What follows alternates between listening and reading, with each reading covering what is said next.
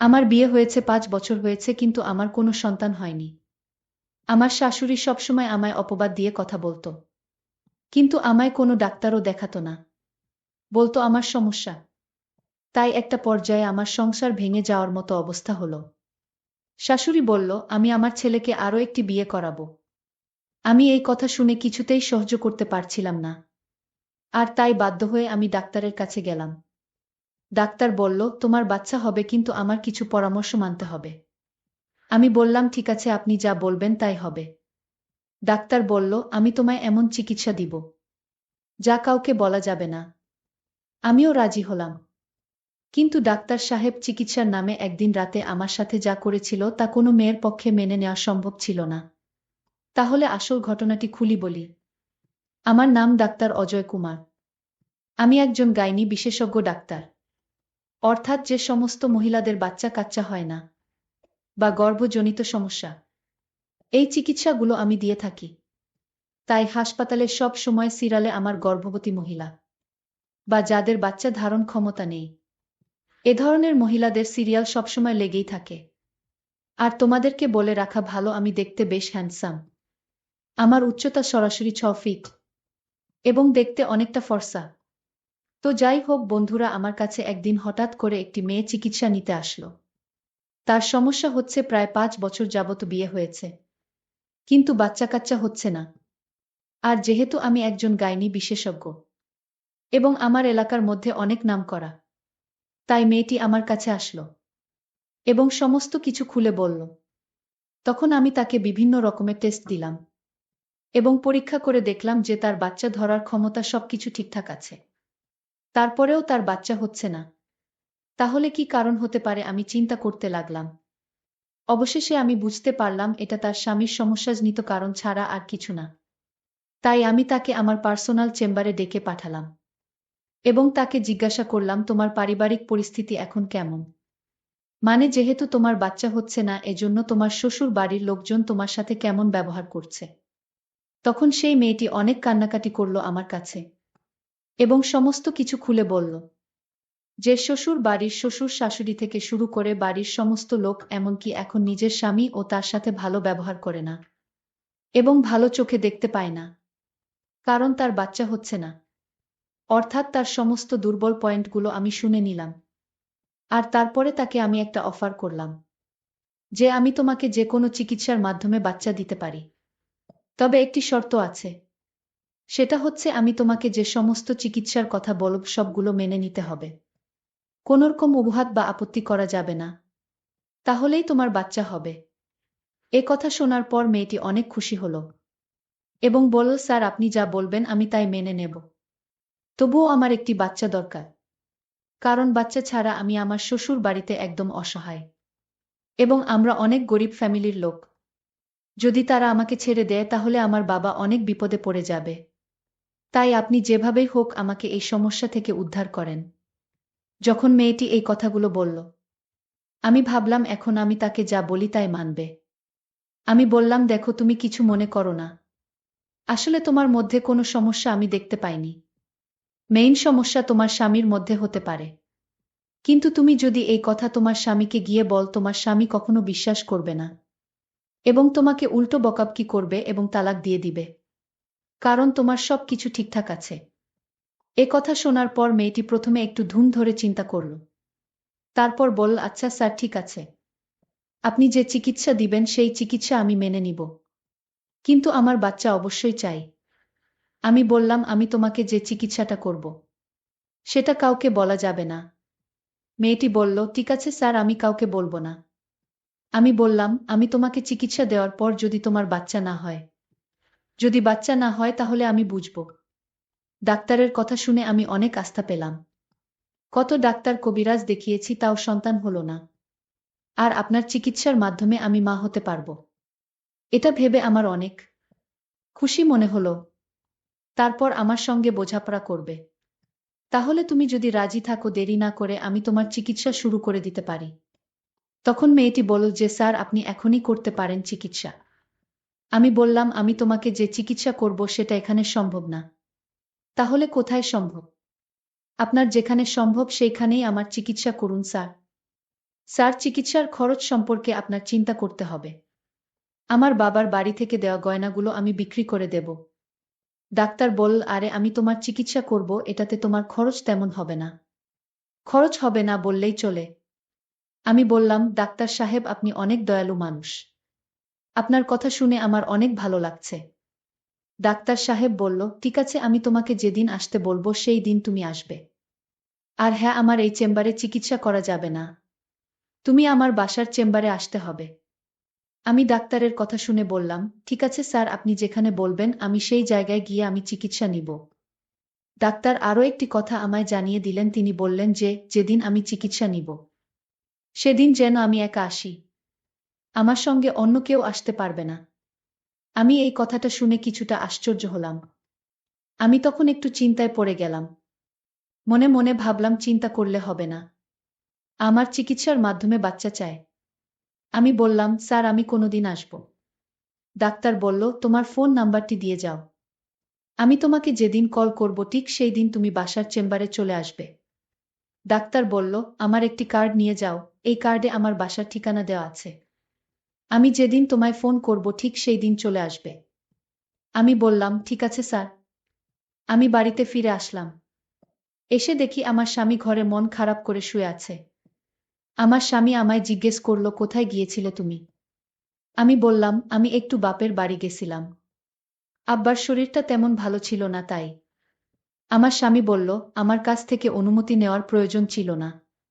আমি তাকে বললাম, দেখো আমি তোমার নাম্বারে ফোন দিয়েছিলাম। তখন তোমার ফোন বন্ধ ছিল, আর তাছাড়া তুমি বাড়িতে ছিলে না। আর তাই বাবার অসুস্থতার কথা চিন্তা করে চলে গেছিলাম। আমার স্বামী বলল, আমি মানছি আমি বাড়িতে ছিলাম না। আমার মা তো ছিল। মায়ের কাছে বলে যেতে পারতে। আমি তখন বললাম, মা তো শুধু আমায় বকাশকা করে আমাকে দেখতে পারে না। সবসময় কুটা দিয়ে কথা বলে আমি নাকি এ বাড়িতে পোড়া কপাল নিয়ে এসেছি। আমার সন্তান হয় না। এটা কি আমার দোষ? আল্লাহ যদি না দেন তাহলে আমাদের কোনো হাত আছে? আপনার মায়ের কথা আমার আর সহ্য হয় না। আমি কত অপমান সহ্য করে তোমার বাড়িতে আছি। আমি এতে কিছু মনে করি না। আমি আম্মার কথায় কিছু মনে করি না। আমি ভাবি যে এরকম সবার বেলায় হতে পারে। আমার স্বামী বলল, তাই বলে কি আমার মায়ের কাছে বলে যাবে না? আমি বললাম, ঠিক আছে, এইবার আমার ভুল হয়ে গেছে। আমি এখন থেকে কোথাও গেলে আমি আপনাকে না পেলে মাকে বলে যাব। আমি জানি এখন আমার স্বামীর কাছে ভুল স্বীকার না করলে সে সারাক্ষণ বকবক করবে। এর চাইতে ভুল স্বীকার করলেই তার কাছে আমি ভালো। আর তার কাছে ভালো থাকার জন্য আমি মাথাটা নিচু করে দিলাম। আমার স্বামী তখন আমায় আদেশ করে বলল, আর কোনোদিন তার অনুমতি ছাড়া যেন বাড়ির বাহিরে না যাই। আমি বললাম, ঠিক আছে, আমি আপনার অনুমতি ছাড়া বাড়ির বাহিরে যাব না। এরপর দিন ডাক্তার সাহেব রাত ৮টার দিকে আমায় ফোন দিল। আর বলল, তুমি আজ আমার বাসার চেম্বারে আসো। আজ তুমি আমার সাথে দেখা করো। আজ তোমাকে সঠিক চিকিৎসা দিব। আমি বললাম, ডাক্তার সাহেব এখন তো রাত হয়ে গেছে, দিনে আসলে হয় না। ডাক্তার সাহেব তখন আমায় ধমক দিয়ে বলল, তুমি কি আমারে অন্যদের মতো মনে করো? আমি একজন ডাক্তার, আমি সারাদিন বিজি থাকি। আমার প্রতিদিন হাজার হাজার রোগী দেখতে হয়। কিন্তু তোমার রোগটা একটু ভিন্ন, তাই তোমাকে আমার বাসার চেম্বারে আসতে বললাম। তুমি মনে করছো আমি দিনে ফ্রি থাকি? আমার রাতে ছাড়া আর সময় নাই। যদি চিকিৎসা নিতে চাও তাহলে আজ চলে এসো। আমার মতো এরকম ডাক্তার আর পাবে না। আমি ডাক্তারকে বললাম, ডাক্তার সাহেব আমি আসছি। এখন আমি চিন্তা করতে লাগলাম বাড়ি থেকে কিভাবে বের হব। কারণ আমি যদি রাতে ঘর থেকে বের হই তাহলে আমার স্বামী আমাকে সন্দেহ করবে। আর তাই আমি এখন কি বলে ঘর থেকে বের হই? মাত্র ২ দিন আগে আমি আমার স্বামীর সাথে মিথ্যা কথা বলে ঘর থেকে বের হলাম। আজ যদি জানতে পারে আমি আবার না বলে ঘর থেকে বাহিরে গেছি তাহলে আমার সমস্যা হবে। আমি এক মহাচিন্তায় পড়ে গেলাম। অন্যদিকে ডাক্তার আমার জন্য অপেক্ষায় আছে। আমি এখন কি করব? আমি সিদ্ধান্ত নিলাম আমার আজ যে করে হোক আমার ডাক্তারের কাছে যেতে হবে আর চিকিৎসাটা নিতে হবে। আমি আমার শাশুড়ি মাকে মিথ্যা বললাম, মা আমি কিছুক্ষণের জন্য আমার বাপের বাড়ি যাব। আমার বাবা খুব অসুস্থ, আমার এখনই চলে যেতে হবে। আমার স্বামী ঘরে ছিল না। আমি আমার স্বামীকে ফোন দিয়ে বললাম, আমার এখন বাপের বাড়ি যেতে হবে, কারণ আমার বাবা খুব অসুস্থ। আমার স্বামী বলল, ঠিক আছে চলে যাও। আমি তাড়াতাড়ি বোকরা পরে আমি রেডি হয়ে বাড়ি থেকে রওনা দিলাম। আমার শাশুড়ি মা আমার কথার কোনো উত্তর দিল না। আমি কোনো কিছু চিন্তা না করে ডাক্তারের বাড়ি উদ্দেশ্য করে রওনা দিলাম। এই মুহূর্তে ডাক্তার সাহেবের ফোন আসলো। আমি ফোনটা রিসিভ করতেই ডাক্তার বলল, তুমি আসবে আজ? যদি না আসো আমি আর কোনোদিন আমি তোমার চিকিৎসা দিতে পারবো না। আমিও দিব না। আমি ডাক্তার সাহেবকে বললাম, আমি রাস্তায় আছি, আমি আসতেছি। আপনি কিছুক্ষণ ওয়েট করেন। আমি আসতেছি। ডাক্তার বলল, ঠিক আছে। ডাক্তার সাহেব তখন চিন্তায় পড়ে গেলেন। ডাক্তার সাহেব বললেন, আজ আমি আমার স্ত্রীকে বলবো আমার একজন জটিল রোগী আমার সাথে দেখা করতে আসছে, আর তাই আমার চিকিৎসা দিতে হবে। আমার স্ত্রী জিজ্ঞেস করল, মেয়ে না ছেলে? আমি বললাম, মেয়ে। আমি মনে মনে সিদ্ধান্ত নিলাম, আজ ডাক্তারের আসল রহস্য জানতে পারব। আমার স্ত্রী বলল, তাহলে তুমি তাকে চিকিৎসা কি বাসায় করবে? আমি বললাম, ওনার একটু জটিল সমস্যা, তাই আজ চেম্বারে আসতে পারেনি তো, আর তাই এখন বাসায় আসছে। ঠিক আছে, তোমার রোগীর চিকিৎসা করো। এর আগে আরো 5 জন মেয়ে তোমার বাসায় আসছে চিকিৎসার জন্য। আমি বুঝলাম না রাতে আসে কেন। আমি আজ দেখব আমার স্বামী কি চিকিৎসা দেয়। আমি আমার স্বামীর উদ্দেশ্য জানার জন্য আমি আগে থেকেই ওনার পার্সোনাল রুমে লুকিয়ে পড়ি। মেয়েটি তখন রুমে এসে হাজির। ডাক্তার সাহেব বলল, তোমার জন্য আমি অনেকক্ষণ ধরে অপেক্ষা করছি। ডাক্তার বলল, আজ তোমার সারা রাত এখানে থাকতে হবে, কারণ এই চিকিৎসা করতে প্রায় 7 থেকে 8 ঘন্টা সময় লাগে। আমি ডাক্তার সাহেবকে বললাম, কোনো সমস্যা নাই, আমি বাড়ি থেকে বলে এসেছি। ডাক্তার বলল, তাহলে তো কোনো সমস্যা নাই। আচ্ছা, আজ যে চিকিৎসাটা আমি তোমায় দিব তুমি কিন্তু কাউকে বলতে পারবা না। ঠিক আছে ডক্টর সাহেব, আমি কাউকে বলবো না।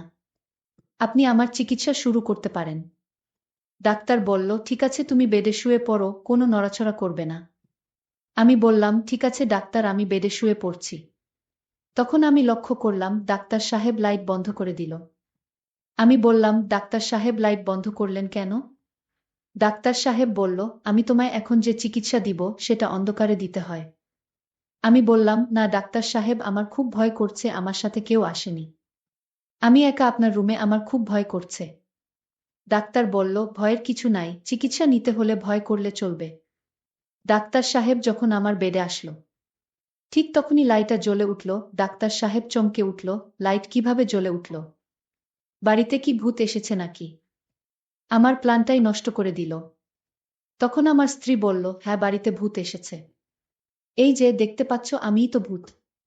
আমি বললাম, আশ্চর্য, তুমি না আমার রুমে ঘুমিয়েছিলে, তুমি এখানে কি করে আসলে?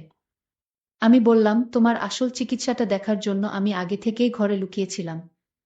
এই বুঝি তোমার চিকিৎসা? আমার স্ত্রীকে বললাম, তুমি যা ভাবছো আমি ঠিক তেমনটা নই। মেয়েদেরকে মিথ্যা কথা বলে তুমি এইভাবে চিকিৎসার নামে এসব করো। আমি ডাক্তার সাহেবের স্ত্রীর কথা শুনে চমকে উঠি, হায় আল্লাহ, আমি আজ বেঁচে গেলাম। আমি ডাক্তার সাহেবের উদ্দেশ্য বুঝতে পারিনি। তার বাহিরের চেহারাটা অনেক সুন্দর, কিন্তু ভিতরের দৃশ্যটা যে এত নোংরা আমি জানতাম না। আজ হয়তো আমি ডাক্তার সাহেবের স্ত্রীর জন্য বেঁচে গেলাম। ডাক্তার সাহেবের স্ত্রী আমাকে বলল, এই মেয়ে, তোমার বাড়ি কই? আর তোমার মা বাবা স্বামী কেহ নাই? তোমার মাথায় কি সমস্যা আছে নাকি এই এত রাতে কেউ একা একা চিকিৎসা নিতে বের হয়? আমি তখন কেঁদে বললাম, দেখুন, আমার স্বামী আমারে কোনোদিন ডাক্তার দেখায় না। সে নিজেও ডাক্তার দেখায় না। ডাক্তার সাহেবের স্ত্রী বলল, আচ্ছা, আমার স্বামী তোমার রিপোর্ট দেখেছে? আমি বললাম, হে, আমার কোনো সমস্যা নেই, রিপোর্ট ভালো। তোমার সমস্যা নাই, তাহলে তুমি চিকিৎসা নিতে আসলে কেন? চিকিৎসা নিবে তোমার স্বামী।